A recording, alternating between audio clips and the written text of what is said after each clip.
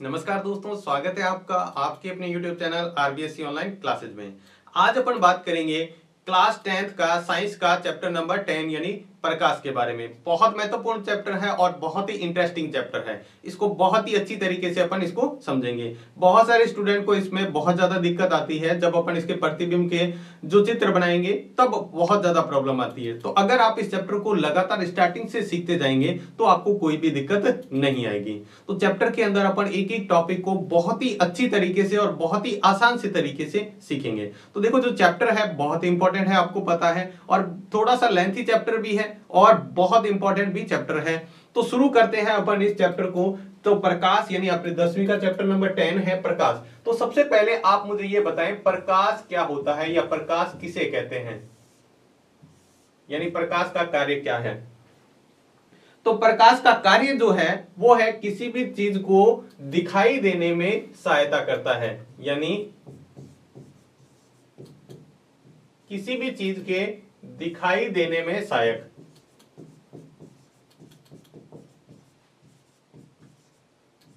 किसी भी वस्तु के दिखाई देने में अपन क्या कह सकते हैं, सहायक होता है। ठीक है, अगर किसी रूम में या किसी भी जगह प्रकाश नहीं है तो आप कोई भी वस्तु नहीं देख पाएंगे, ये आपको अच्छी तरह पता है। क्योंकि अगर अपन देख लो, जब अपन रूम को बिल्कुल अच्छी तरह से बंद कर दें, बिल्कुल कहीं भी थोड़ा सा भी प्रकाश नहीं है, तो उस रूम में आप कुछ भी नहीं देख पाएंगे। ठीक है, आप तभी देख पाते हैं जब या तो रूम के अंदर यानी आपके कमरे के अंदर सूर्य का प्रकाश आ रहा हो बाहर से, या फिर आपके रूम के अंदर कोई लाइट जल रही हो। ठीक है, तो बात करें इसके स्रोत कौन कौन से हैं प्रकाश के, तो प्रकाश के जो स्रोत हैं वो आप कह सकते हो सूर्य हो गया। प्राकृतिक जो स्रोत है सबसे बड़ा वो क्या है, सूर्य। या फिर अपन कह सकते हैं बल्ब हो गया, आग हो गया, इस तरह के और भी बहुत सारे स्रोत होते हैं प्रकाश के। ठीक है, सबसे बड़ा जो सूर्य का प्रकाश होता है, प्राकृतिक जो स्रोत है पृथ्वी का, वो क्या है, सूर्य। अब आप ध्यान देंगे यहां पर कोई भी वस्तु हमें दिखाई देने का कारण क्या है। ठीक है, तो होता क्या है एक्चुअल में, मान लो अगर आप किसी वस्तु को देख पा रहे हैं, ये मान लो कोई वस्तु है और यहां पर व्यक्ति कोई खड़ा इसको देख पा रहा है, इसका मतलब क्या है कि इससे प्रकाश की किरणें क्या हुई, यहां से इसकी आंखों से गई, यहां से प्रकाश किरण टकराई और इसकी आंखों तक, यानी वस्तु से टकराकर प्रकाश की किरणें क्या है, हमारी आंखों तक पहुंचती है, तब वो वस्तु हमें क्या होती है, दिखाई देती है। अंधेरे में ऐसा नहीं होता, इसलिए वो हमें दिखाई नहीं देती, प्रकाश की किरणें वहां है ही नहीं, तो टकरा के अपनी आंखों तक नहीं पहुंच पाती है, इसलिए हमें कोई भी वस्तु दिखाई नहीं देती है। अब बात करते हैं, कोई भी वस्तु दिखाई तो देती है, वो तो चलो समझ में आ गया। रंगीन क्यों दिखाई देती है, कलर क्यों दिखाई देते हैं, उसका कारण समझते हैं। तो इस बात को आप ध्यान से समझे, बहुत इंटरेस्टिंग है। तो सबसे पहले अपन बात करते हैं कोई भी कलर क्यों दिखाई देता है। तो यहां पे बात करें सूर्य का कलर की बात करें, जो सूर्य का प्रकाश होता है, सूर्य का प्रकाश, ठीक है, वो कौन से कलर का होता है, वो 7 रंगों से मिलकर जो सफेद प्रकाश होता है या श्वेत प्रकाश जिसको कहते हैं, सफेद कह दो या श्वेत कह दो। ठीक है, वो कितने रंगों से मिलकर बना होता है, 7 रंगों से। जो इंद्रधनुष में 7 रंग होते हैं उनसे मिलकर बना होता है। अब अपन बात करें, कोई भी वस्तु हमें दिखाई दे रही है, ठीक है, मान लो कोई भी वस्तु अपने को रेड दिखाई दे रही है। ठीक है, इस रेड कलर के दिखाई देने का कारण क्या है, इसके दिखाई देने का कारण ये है कि जो सूर्य की प्रकाश किरण आ रही है, ठीक है, ये तो आने वाली किरण है। ठीक है, यहां से मान लो कोई सूर्य की प्रकाश किरण आ रही है, आते हुए इसके अंदर कितने रंग हैं, 7 रंग हैं। यानी कौन से कलर की है, ये है सफेद कलर की, यानी ये कौन सी है, श्वेत प्रकाश है। सूर्य का प्रकाश श्वेत प्रकाश, जब यहां से टकराकर वापस परावर्तित होगा, यहां से वापस जाएगा, यानी सूर्य की प्रकाश किरण वहां से टकराती है, सूर्य से उससे टकराकर अपनी आंखों तक पहुंचेगी, तभी तो वस्तु दिखाई देगी। तो ये जो प्रकाश है ये परावर्तित हुआ है यहां से टकराने के बाद, तो इसके अंदर इसने क्या किए, 6 कलर को भी तो क्या कर लिया, 6 रंगों को अवशोषित कर लिया। 6 रंग हैं उसको क्या कर लिया, अवशोषित कर लिया। इस जो वस्तु ने 6 कलर को अवशोषित कर लिया और एक रंग को, जो कौन सा है, लाल रंग, उसको क्या कर दिया, इसने परावर्तित कर दिया। क्या कर दिया, परावर्तित। तो ये रंग कौन सा परावर्तित हुआ है, ये जो रंग है वो लाल रंग परावर्तित हुआ है, जिस कारण अपने को वस्तु क्या है, लाल दिखाई देती है। अगर आप कह दें कोई भी वस्तु आपको दिखाई दे रही है और उसका कलर कैसा है, ग्रीन कलर है, ठीक है। यहां पर बात करें, अगर कोई वस्तु ग्रीन कलर की दिखाई दे रही है, इसका मतलब क्या हुआ, इसका मतलब ये हुआ कि जो सूर्य की प्रकाश किरण आ रही थी, ये श्वेत प्रकाश की किरण थी, ठीक है। इसने 6 रंगों को क्या कर लिया, अवशोषित कर लिया। 6 रंग क्या कर लिए, अवशोषित कर लिए, और एक रंग क्या कर दिया, परावर्तित कर दिया, ठीक है। वो एक रंग परावर्तित कौन सा हुआ, ये जो परावर्तित रंग है वो है हरा, इसलिए वस्तु अपने को क्या कर देगी, हरे कलर की दिखाई देगी, ठीक है। अब 2 रंग यहां पर इंपॉर्टेंट है, 2 रंग कौन कौन से इंपॉर्टेंट है वो अपन देखते हैं। कोई भी वस्तु हमें, कोई भी वस्तु है हमें ब्लैक दिखाई देती है, इसका कारण क्या है, यानी कोई भी वस्तु हमें काली दिखाई देने का कारण क्या हुआ, यहां से श्वेत प्रकाश की किरण आई, ठीक है, ये आ रही है श्वेत प्रकाश किरण, और इसने क्या कर लिया, 7 रंगों को अवशोषित कर लिया,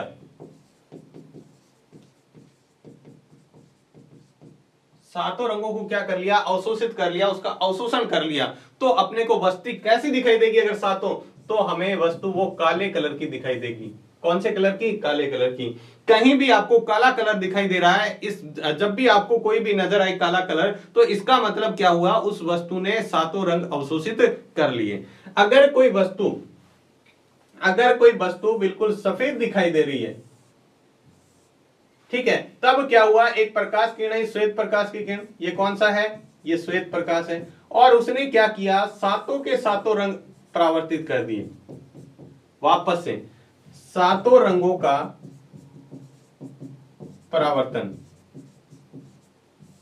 अगर वो 7 के 7 रंगों को क्या कर दे, परावर्तित कर दे, वहां से टकरा के वापस, तब अपने को वस्तु कैसी दिखाई देगी, श्वेत दिखाई देगी, सफेद दिखाई देगी। आपको ये बोर्ड सफेद दिखाई दे रहा है, इसका मतलब क्या है, इसने 7 के 7 रंग क्या हुआ, प्रकाश किरण यहां से आ रही है, इससे टकरा के आपकी आंखों तक पहुंच रही है, वो 7 कलर यहां से है, और 7 ही कलर क्या कर दिए, इसने परावर्तित कर दिए। तब अपने को वस्तु कैसी दिखाई देती है, सफेद दिखाई देती है। कैसी दिखाई देती है, सफेद दिखाई देती है। यहां पर एक और बात करेंगे, ये जो कलर है आपको समझ में आ गया, कोई भी काले कलर की, कई कहते हैं पर 7 रंग के अलावा कोई वस्तु है तो 7 ही रंग होते हैं क्या, नहीं। जब ऐसा होता है तब 2 या 3 कलर मिक्स होके अपने को कुछ ना कुछ थोड़ा थोड़ा भाग रिफ्लेक्ट करता है, परावर्तित करता है, तब अपने को वो वस्तु दिखाई देती है उस कलर की। अब बात करते हैं प्रकाश किरण। ये जो बात कर रहे हैं ना प्रकाश किरण की, ये क्या होती है, प्रकाश किरण। देखो अपन बात करते हैं, प्रकाश जो होता है, वो जो प्रकाश है वो क्या है, सरल रेखा में गमन करता है। कौन सी, सरल रेखा में गमन करता है।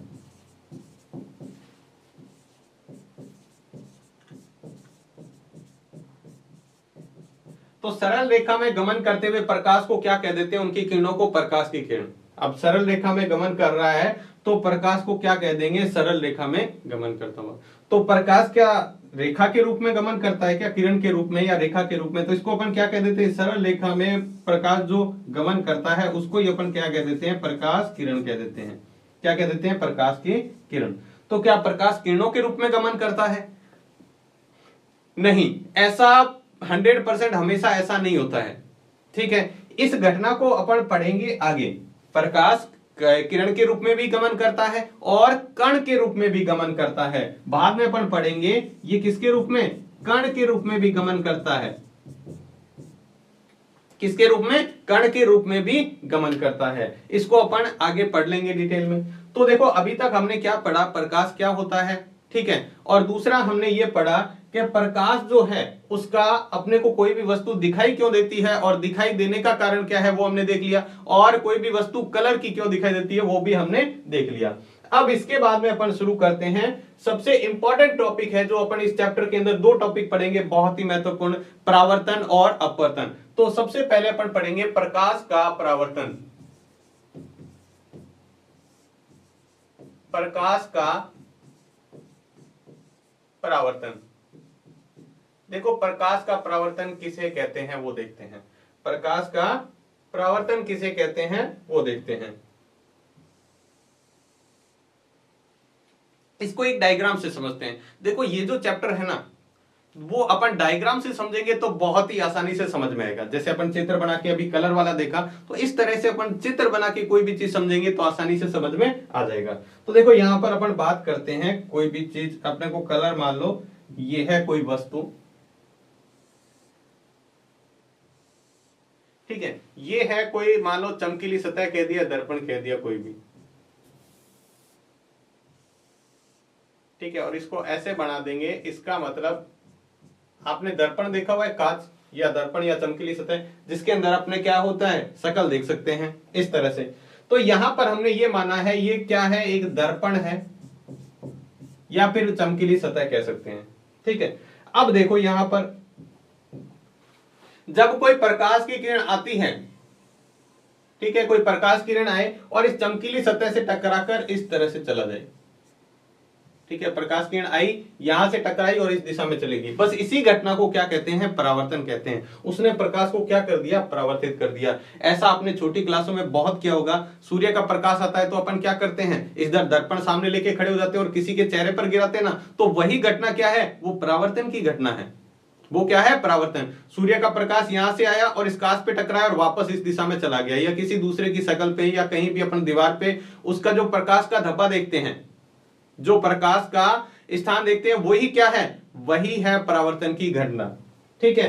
तो ये जो अब यहां पर कुछ चीजें अपने को ध्यान रखनी है, जो आने वाली प्रकाश की किरण है ना, इसका स्पेशल नाम होता है, यहां से जाने वाली इसका भी स्पेशल नाम है। तो आने वाली प्रकाश की किरण को बोलते हैं आपतित किरण।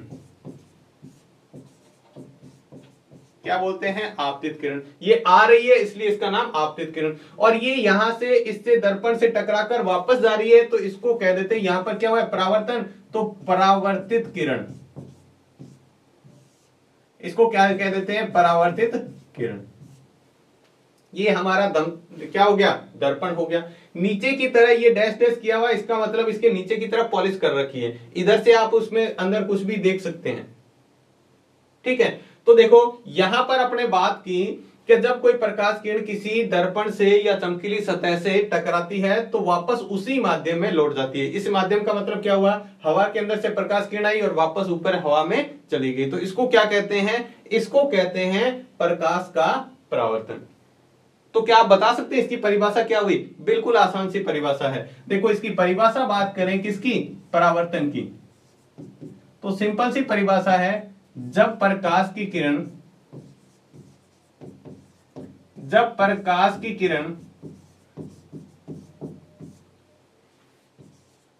किसी दर्पण या चमकीली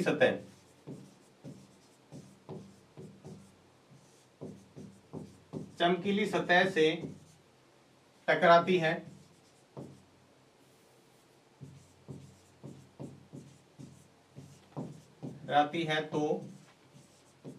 वापस उसी माध्यम में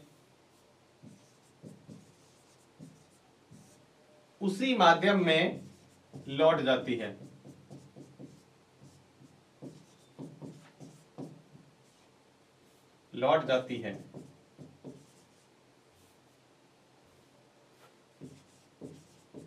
प्रकाश की इस घटना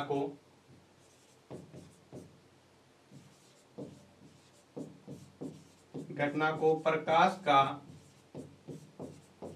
परावर्तन कहते हैं।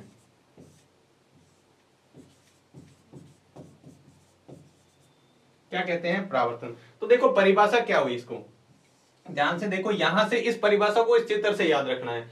तो जब प्रकाश की किरण किसी चमकीली सतह या दर्पण से टकराती है तो वापस उसी माध्यम में लौट जाती है, थोड़ा सा आगे अपन अगली घटना में पढ़ेंगे, तब क्या होगा, प्रकाश किरण यहां से आएगी और दूसरे माध्यम के अंदर चली जाएगी। जैसे यहां से हवा में आ रही है और पानी में चली गई, हवा में आ रही है और कांच में चली गई, तो ये कौन सी घटना है, ये है अपवर्तन की घटना। ये दूसरे माध्यम में चली गई, लेकिन यहां दूसरे माध्यम में जाने की बजाय यहां से प्रकाश किरण हवा में से आएगी और वापस हवा में ही चली जाएगी।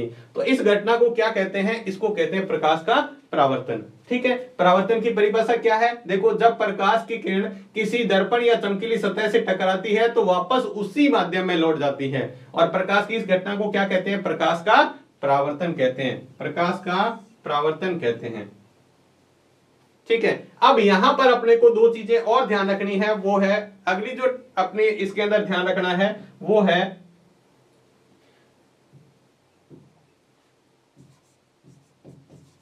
परावर्तन के नियम। ये हमने पढ़ा प्रकाश का परावर्तन क्या हो रहा है, अब इसके बाद पढ़ते हैं परावर्तन के नियम क्या हैं। दो नियम है, बहुत महत्वपूर्ण है, और इसको भी अपन समझेंगे किससे?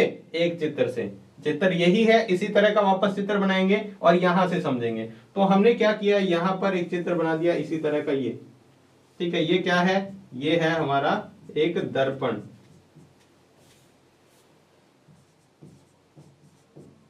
ये दर्पण कह दो या चमकीली सतह कह दो। ठीक है, अब देखो यहां से इस चित्र को समझ लेना, दोनों नियम आपको आसानी से समझ में आ जाएंगे। देखो, कोई प्रकाश किरण यहां से आ रही है, टकराई, और यहां से इस दिशा में चलेगी। ठीक है, तो आने वाली किरण को क्या बोलते हैं? आपतित किरण। हमने पहले ही पढ़ लिया है इसको। और जो टकराने के बाद जा रही है उसको क्या कहते हैं? परावर्तित किरण।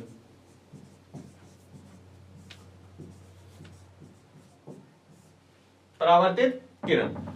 ठीक है, अब देखो यहां से आपतित किरण आ रही है। अब अपने को क्या मानना है? देखो, ये वास्तव में ऐसा नहीं है, लेकिन अपन मान रहे हैं कि यहां से एक हमने बिल्कुल जहां से टकरानी है उसके ऊपर एक सीधी रेखा बिल्कुल ऐसे मान ली, समतल सीधी रेखा, बिल्कुल सीधी रेखा है ये। ठीक है, इसको हमने क्या नाम दे दिया? इसको हमने नाम दे दिया अभिलंब। क्या नाम दे दिया? इसका हमने नाम दे दिया अभिलंब।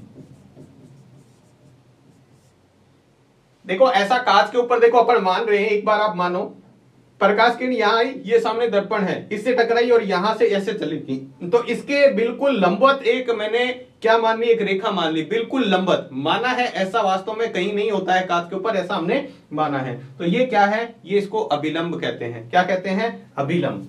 ठीक है, अब देखो यहां पर इंपॉर्टेंट बात है। क्या बात है इंपॉर्टेंट? ये बात है कि ये जो कोण बनता है ना, किसके बीच में? अभिलंब और आपतित किरण के बीच जो कोण बन रहा है, किसके बीच में? अभिलंब और आपतित किरण के बीच में जो कोण बन रहा है, इसको कोण आई कहते हैं। और इसका नाम क्या है? जो कोण आई है यहां पे, इसका नाम होता है आपतन कोण। क्या नाम है? आपतन कोण।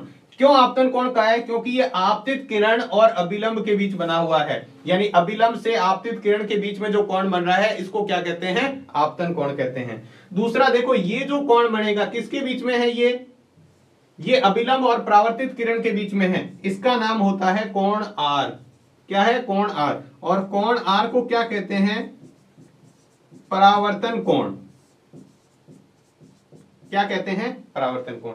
इन दोनों की परिभाषा पूछ ले तो हो सकता है आपके बुक में नहीं दे रखी, पूछ ले तो क्या होगी? बहुत ही सिंपल सी। आपको मैंने क्या कहा है, आप चित्र से हर चीज को याद रख सकते हैं। तो देखो क्या होगा? आपतन कोण। देखो, आपतन कोण किसे कहेंगे? आपतित किरण और अभिलंब के बीच बनने वाले कोण को आपतन कोण कहते हैं। क्या परिभाषा हुई? आपतित किरण, ये आपतित किरण है और ये अभिलंब है, आपतित किरण और अभिलंब से के बीच बनने वाले कोण को आपतन कोण कहते हैं। और दूसरा परावर्तन कोण क्या हो जाएगा? आप बताएं। आप परावर्तित किरण और अभिलंब के बीच बनने वाले कोण को क्या कहेंगे? परावर्तन कोण। परावर्तित किरण और अभिलंब के बीच बनने वाले कोण को क्या कहेंगे? परावर्तन कोण कहेंगे। ठीक है, तो ये हो गया यहां पर। अब देखो, ये सारे के सारे हो कहां पर रही है घटना? ये इस बिंदु पर हो रही है। इस बिंदु को अपन मान लेते हैं P पर, और ये एक ही तल में यहां पर हो रही है। अब देखो यहां पर नियम नंबर पहला क्या है? पहला नियम क्या है परावर्तन का? परावर्तन का पहला नियम है कि आपतन कोण तथा परावर्तन कोण बराबर होता है या समान होता है।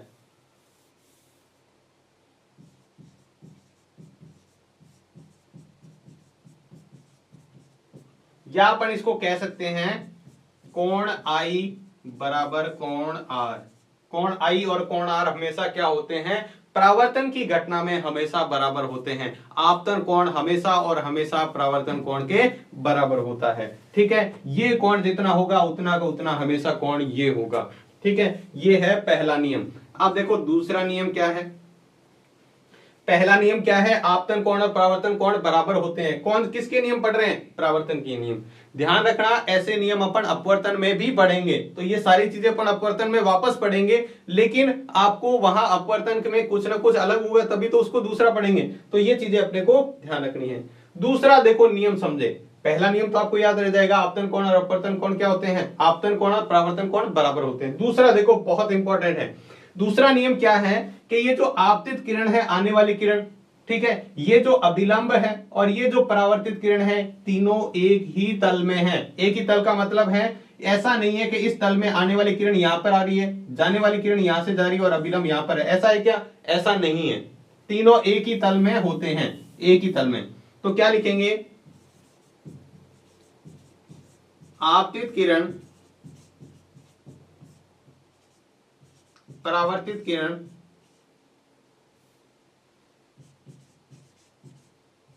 परावर्तित किरण तथा अभिलंब तीनों एक ही तल में होते हैं।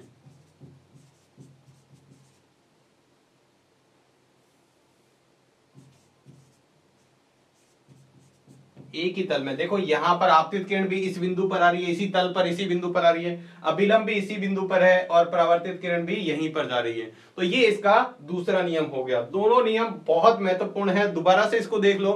देखो हमने क्या सीखा है, परावर्तन के नियम, दो नियम होते हैं, कौन कौन से।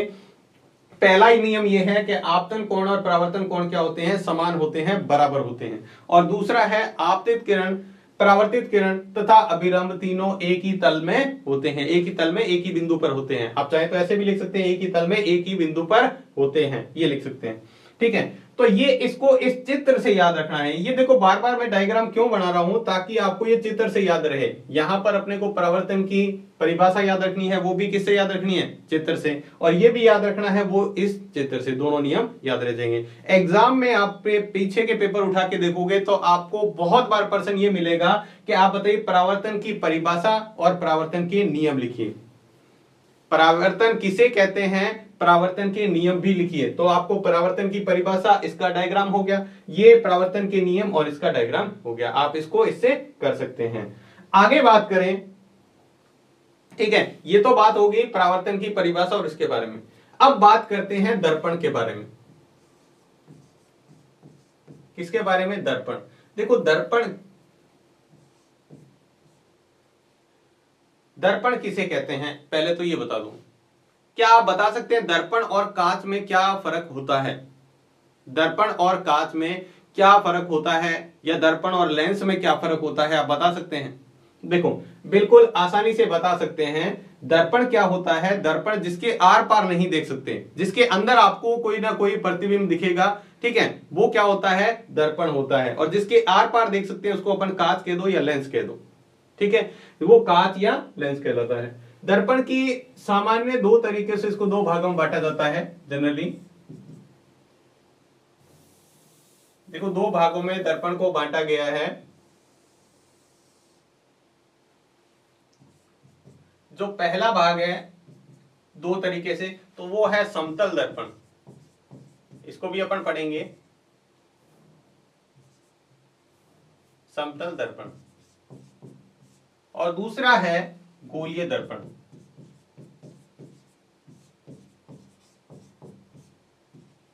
अब ये जो गोलीय दर्पण है ना, ये भी आगे दो भागों में बांटा गया है। गोलीय दर्पण के भी दो प्रकार हैं। गोलीय दर्पण के कौन कौन से प्रकार हैं, एक तो है उत्तल दर्पण और दूसरा है अवतल दर्पण।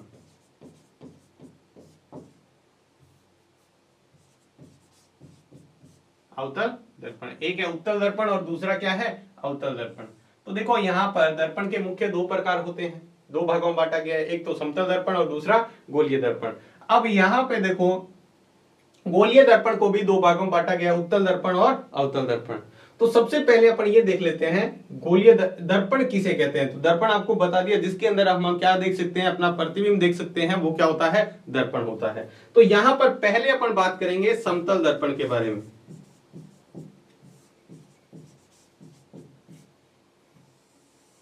किसके बारे में बात करेंगे, समतल दर्पण के बारे में बात करेंगे। समतल दर्पण से बनने वाले प्रतिबिंब के बारे में बात करेंगे। यहां कह सकते हैं समतल दर्पण या समतल दर्पण से बनने वाले प्रतिबिंब। तो यहां पर एक मैं लगा देता हूं समतल दर्पण। देखो इसको भी अपन चित्र से समझेंगे तो आपको आसानी से समझ में आ जाएगा। तो ये कुछ मैंने इस तरह से मान लिया और यहां पर मान लिया ये समतल दर्पण है, इस तरफ पॉलिश की हुई है, ठीक है। यहां पर कोई व्यक्ति खड़ा है,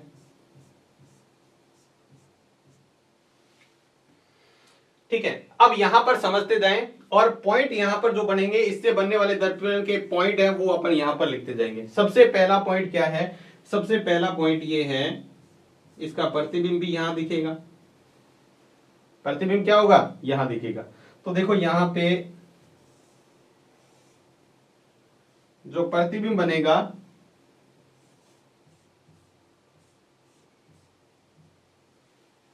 ठीक है, ये है। तो सबसे पहला पॉइंट तो आपको ये दिखना है कि ये जो प्रतिबिंब है ना उतनी दूरी पर है। अगर मान लो यहां से जितनी दूरी है ना ये, तो प्रतिबिंब भी आपको दर्पण के अंदर उतनी ही दूरी पर दिखेगा। अगर मान लो सीधी सी बात है, अगर मैं बोर्ड के पास में ऐसे, बोर्ड मान लो दर्पण है और मैं बोर्ड से कुछ 2 फीट की दूरी पर खड़ा हूं, तो मेरा प्रतिबिंब बोर्ड के अंदर जो बनेगा वो भी क्या है, 2 फीट अंदर बनेगा। तो यानी दर्पण से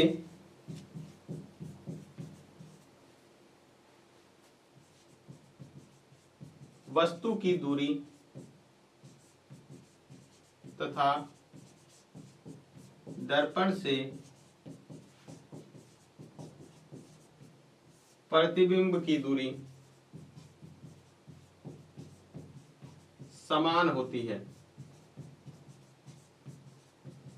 या आप दूसरे तरीके से इस पॉइंट को लिखना चाहो तो ये लिख सकते हो, दर्पण से जितनी दूरी पर वस्तु होती है उतनी दूरी पर क्या बनता है, उसका अंदर प्रतिबिंब बनता है। जितनी दूरी पर वस्तु है उतनी दूरी पर क्या बनेगा, प्रतिबिंब बनेगा। दूसरा पॉइंट देखते हैं यहां पे। दूसरा पॉइंट क्या है, दूसरा पॉइंट अपन ये लिखेंगे, देखो अगर इसकी हाइट जो है, यहां पर इसकी हाइट की बात करें तो जितनी इसकी हाइट है ना यहां पर वस्तु की, यानी उतनी की उतनी हाइट क्या होगी, इसकी होगी, ठीक है। यानी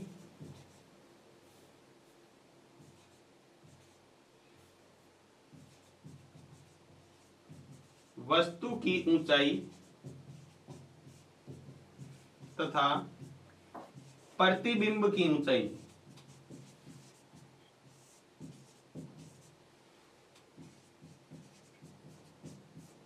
ऊंचाई समान होती है।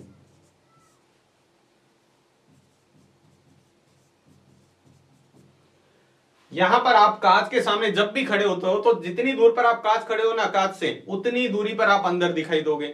यानी आपके और आपके प्रतिबिंब, प्रतिबिंब मतलब आपका जो चित्र कांच के अंदर दिखाई दे रहा है, उसके बीच में दूरी कितनी हो जाएगी। अगर मान लो आप, यहां पर एक छोटा सा क्वेश्चन है आपका आपसे, कि अगर मान लो आप दर्पण से यानी कांच से, समतल दर्पण से 3 मीटर की दूरी पर हैं।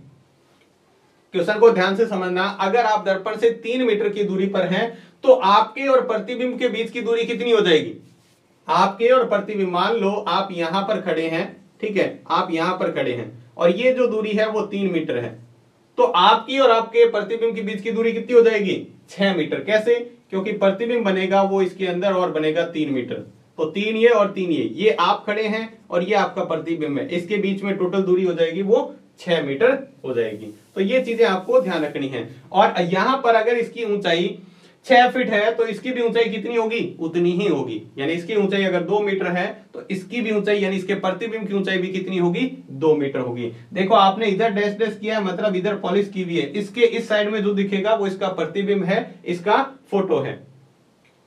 तीसरा पॉइंट बात करते हैं इसके अंदर, समतल दर्पण के अंदर ही बात करें तीसरा पॉइंट। तो देखो तीसरा पॉइंट क्या है, यहां पर हमने 2 पॉइंट बात कर लिए, तीसरा पॉइंट ये है, यानी वस्तु का आकार, ये ऊंचाई का मतलब देख सकते हैं, यहां पर ऐसे भी लिख सकते हैं, वस्तु का आकार और प्रतिबिंब का आकार समान होता है। ऊंचाई की जगह आप आकार भी लिख सकते हैं, वस्तु का आकार और प्रतिबिंब का आकार समान होता है।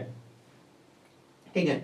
अब देखो यहां पर जो प्रतिबिंब बनता है, तीसरा देखो ऐसा है कि अगर आप जैसे यहां पर प्रतिबिंब दर्पण के सामने खड़े हैं, आपका चित्र भी सीधा ही बनेगा। ऐसा नहीं है कि आपका सर ऊपर है तो उसके अंदर, कांच के अंदर आपका सर नीचे और टांगे ऊपर दिखाई दे, ऐसा बिल्कुल नहीं है। तो क्या होता है, प्रतिबिंब सीधा बनता है।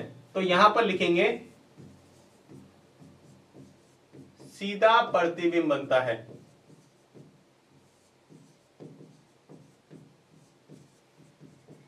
प्रतिबिंब कैसा बनता है, तीसरा पॉइंट हमने ये देखा कि प्रतिबिंब सीधा। अगर कांच के सामने ये मार्कर ऐसा रखा हुआ है तो उस कांच के अंदर भी यानी दर्पण के अंदर भी मार्कर ऐसा ही दिखाई देगा, मतलब सीधा ही दिखाई देगा, तो प्रतिबिंब सीधा बनता है।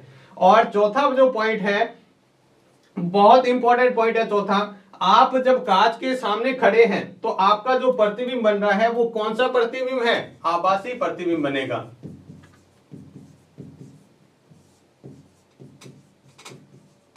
आभासी प्रतिबिंब, इसका मतलब क्या होता है, देखो यहां पर अपन इसके अंदर दो शब्द पढ़ेंगे, वास्तविक प्रतिबिंब और आभासी प्रतिबिंब। वास्तविक प्रतिबिंब का मतलब होता है जिस प्रतिबिंब को, जिस चित्र को अपन किसी दीवार पर या पर्दे पर प्राप्त कर सकते हैं, वो होता है वास्तविक प्रतिबिंब। और जो अपने को दीवार या पर्दे पर प्राप्त नहीं होता है, उसके अंदर जो झूठा चित्र दिखाई देता है, वो क्या होता है, आभासी प्रतिबिंब। तो कांच के पीछे जाके देखोगे आप तो आप खड़े थोड़ी हो, वो तो कांच के अंदर एक आपकी क्या है, झूठी इमेज दिखाई दे रही है। उस झूठी इमेज को क्या कहते हैं, आभासी कहते हैं। आभासी का मतलब होता है नकली कह दो या झूठा कह दो, ठीक है।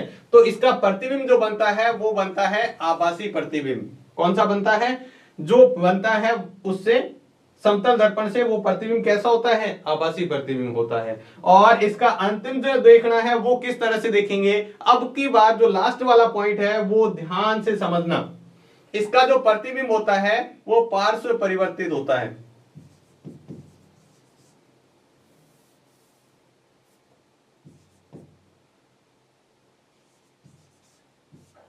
पार्श्व परिवर्तित प्रतिबिंब, इसका जो प्रतिबिंब होता है वो पार्श्व परिवर्तित होता है। अब देखो पार्श्व परिवर्तित का मतलब क्या होता है, कभी कभी तो इसकी परिभाषा ही पूछ लेते हैं, पार्श्व प्रतिबिंब किसे कहते हैं। तो देखो अगर मैं कांच के सामने या दर्पण के सामने इस हाथ में ऐसे मार्कर लेके खड़ा हूंगा, ये मेरा कौन सा हैंड है, राइट हैंड, ठीक है। तो मैं जब कांच के सामने खड़ा हूंगा तो कांच मेरा क्या दिखाएगा, वो तो इसी हाथ में दिखाएगा। अब जो दिखा रहा है वो कौन सा हैंड है, लेफ्ट हैंड। तो यानी उल्टा प्रतिबिंब कैसे बना, जो हमारा दायां भाग होता है कांच के अंदर वो बायां दिखाई देता है। देखो कांच के सामने आप ऐसे खड़े हैं और इस हाथ में मार्कर लेके खड़े हैं, तो कांच में भी इस साइड में ही मार्कर दिखाएगा, जबकि होता क्या है, ये हमारा दायां भाग है और कांच के अंदर इधर वाला भाग क्या हो जाएगा, बायां भाग हो जाएगा। तो ऐसा प्रतिबिंब जिसमें, इसकी परिभाषा लिखना चाहो तो लिख सकते हो, ऐसा प्रतिबिंब जिसमें हमारा दायां भाग बायां दिखाई दे तथा बायां भाग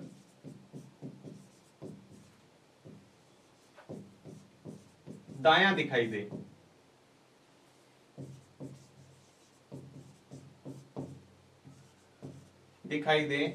उसे पार्श्व प्रतिबिंब या पार्श्व परिवर्तित प्रतिबिंब कहते हैं।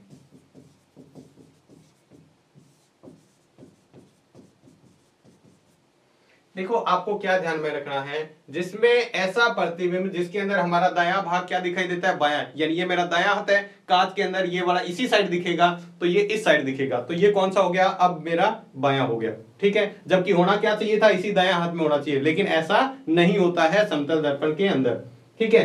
तो ऐसा प्रतिबिंब जिसमें हमारा दायां भाग बायां दिखाई दे और बायां भाग दायां दिखाई दे, उस तरह के परिवर्तन को कहते हैं पार्श्व परिवर्तन या पार्श्व प्रतिबिंब। क्या कहते हैं, पार्श्व प्रतिबिंब, ठीक है। तो देखो हमने यहां तक समतल दर्पण तक पढ़ लिया है, ठीक है।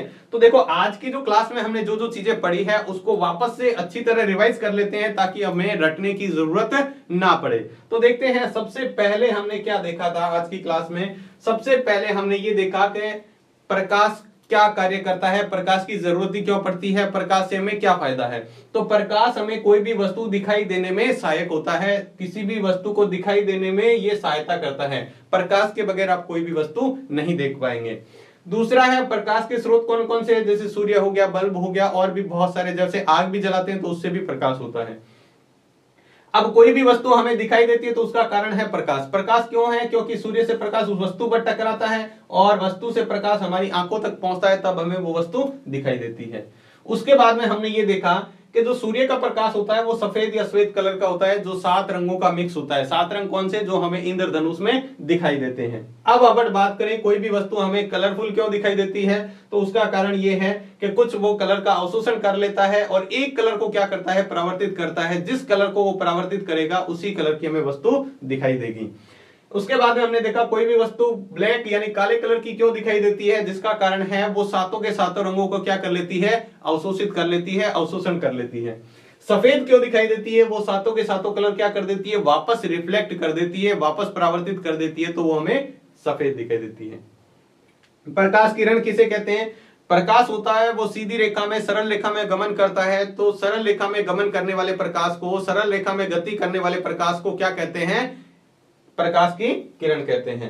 वैसे बात करें तो प्रकाश किरण और कण दोनों के रूप में गमन करता है। उसके बाद में हमने पहला टॉपिक स्टार्ट किया था, सबसे इंपॉर्टेंट है, इसमें से क्वेश्चन आपके 100% एग्जाम के अंदर आएगा, एक परावर्तन से और एक अपवर्तन से। तो परावर्तन क्या होता है, जब प्रकाश की किरण किसी चमकीली सतह या दर्पण से टकराती है तो वापस उसी माध्यम में लौट जाती है। ये यहां पर एक माध्यम है और प्रकाश वापस उसी माध्यम में चला गया तो इसको कहते हैं परावर्तन। परिभाषा क्या लिखेंगे, जब प्रकाश की किरण किसी दर्पण या चमकीली सतह से टकराती है तो वापस उसी माध्यम में लौट जाती है। प्रकाश की इस घटना को क्या कहते हैं, प्रकाश का परावर्तन कहते हैं। उसके बाद बात करें प्रकाश के परावर्तन के नियम, तो 2 नियम हैं। पहला नियम है कि प्रकाश का आपतन कोण और परावर्तन कोण क्या होता है, बराबर। आपतन कोण किसे कहते हैं, जो अभिलंब और आपतित किरण के बीच में बनता है उसे आपतन कोण कहते हैं, और जो अभिलंब और परावर्तित किरण के बीच में बनता है उसे परावर्तन कोण कहते हैं। तो यहाँ पर परावर्तन के अंदर आपतन कोण और परावर्तन कोण बराबर होते हैं। और दूसरा पॉइंट है, आपतित किरण, परावर्तित किरण तथा अभिलंब तीनों एक ही तल में एक ही बिंदु पर होते हैं या एक ही तल में होते हैं। ये हमने यहां पर इसके नियम पढ़े। उसके बाद में हमने यहां पर पढ़ा दर्पण के बारे में। दर्पण जिसके अंदर हम कोई भी प्रतिबिंब देख सकते हैं वो कहलाता है दर्पण। मुख्य रूप से 2 प्रकार से बांटा गया है, एक समतल होता है, एक गोलीय दर्पण होता है। ठीक है, यहां पर हमने पढ़ा है आज की क्लास में समतल दर्पण के बारे में, समतल दर्पण से बनने वाले प्रतिबिंब के बारे में, इसके प्रतिबिंब के बारे में। घरों में हम जो चेहरा देखने के काम में लेते हैं वो जो दर्पण होता है वो होता है समतल दर्पण, बिल्कुल सीधा होता है। ठीक है, वो समतल दर्पण होता है। समतल दर्पण से बनने वाले प्रतिबिंब के कुछ बिंदु देखे थे। सबसे पहला ये था, जितनी दूरी पर वस्तु है, दर्पण से जितनी दूरी पर वस्तु है उतनी ही दूरी पर अंदर क्या बनेगा, उसका प्रतिबिंब बनेगा। यानी दर्पण से वस्तु की दूरी और दर्पण से प्रतिबिंब की दूरी बराबर होती है। दूसरा पॉइंट था, जितना प्रतिबिंब का साइज है, आकार है, उतने ही आकार का प्रतिबिंब बनेगा। यानी जितने आकार की वस्तु है उतने आकार का उसका क्या बनेगा, प्रतिबिंब बनेगा। वस्तु को अपन बिंब भी कह सकते हैं। देखो, वस्तु कह दो या बिंब कह दो, एक ही बात होती है। वस्तु या बिंब एक ही बात होती है। तो जितनी दूरी पर वस्तु है उतनी दूरी पर उसका क्या बनेगा, प्रतिबिंब बनेगा। जितना साइज वस्तु का उतना ही साइज किसका होगा, प्रतिबिंब का होगा। अगला है, जो इससे बनने वाला प्रतिबिंब होता है वो सीधा होता है। ठीक है, तो हमेशा प्रतिबिंब समतल दर्पण में कैसा बनता है, सीधा बनता है। दूसरा क्या है, चौथा पॉइंट है, प्रतिबिंब होता है वो आभासी होता है। आभासी मतलब झूठा होता है। अब कांच के पीछे की तरफ जाके देखोगे तो कोई भी चित्र बनता हुआ नजर नहीं आएगा आपको वैसा। 5वां और अंतिम पॉइंट है, पार्श्व परिवर्तित होता है, पार्श्व प्रतिबिंब होता है। पार्श्व प्रतिबिंब का मतलब क्या होता है, ऐसा प्रतिबिंब जिसमें हमारा दायां भाग बायां दिखाई देता है और बायां भाग दायां दिखाई देता है, दायां भाग बायां दिखाई दे, तो इस प्रकार के परिवर्तन को कहते हैं पार्श्व प्रतिबिंब कहते हैं। ठीक है, तो आज की क्लास में इतना ही। उम्मीद है आपको ये क्लास अच्छे से समझ में आ गई होगी। फिर भी अगर कोई डाउट है तो आप हमें कमेंट में लिखकर पूछ सकते हैं। अगर आपको क्लास अच्छी लगी है तो इसको लाइक जरूर कीजिएगा। तो आज की क्लास में बस इतना ही, धन्यवाद।